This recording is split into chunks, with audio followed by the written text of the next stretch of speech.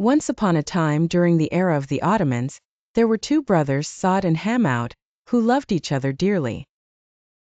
Unfortunately, they were wanted by the Ottoman army, who were relentlessly searching for them.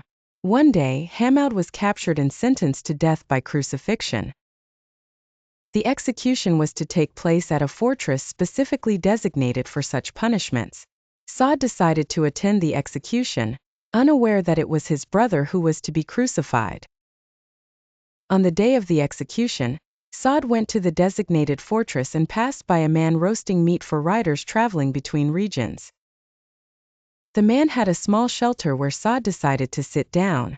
Saud ordered as much meat as the man could roast and continued to eat until he had finished the entire lamb.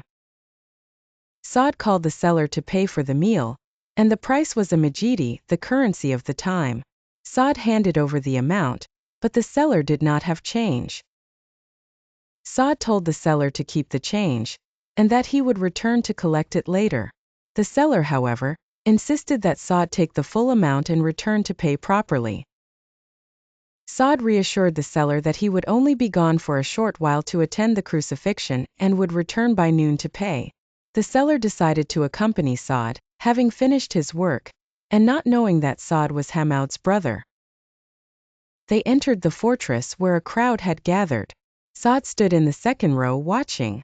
The soldiers arrived with Hamoud, around 20 of them, and placed the iron cross that bound his hands and neck. Before the execution, the soldiers asked Hamoud if he had any final requests. Hamoud said he had a verse of lament to recite. He sang, "New clouds have risen and all have hit me. My throat is sore. Tell my brother Saud the iron of the cross was put on my neck." His brother Saud responded with a lament of his own, "My brother, you are brought to the fortress, and I am your brother. The iron cross was put on your arms, and I am your brother. If someone asks about your mother's son, I am your brother, your ally on the day of adversity." Then Saud drew his sword and attacked the soldiers, killing and injuring many. He broke the iron and cut the chains, freeing his brother, and they both escaped.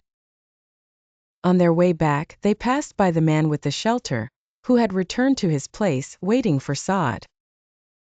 However, the seller swore he would not take a single coin from Saud and said, "A man who does such deeds deserves his meal. The whole lamb was not too much for you." From that day on, this saying became a proverb among the people. Stay well and safe.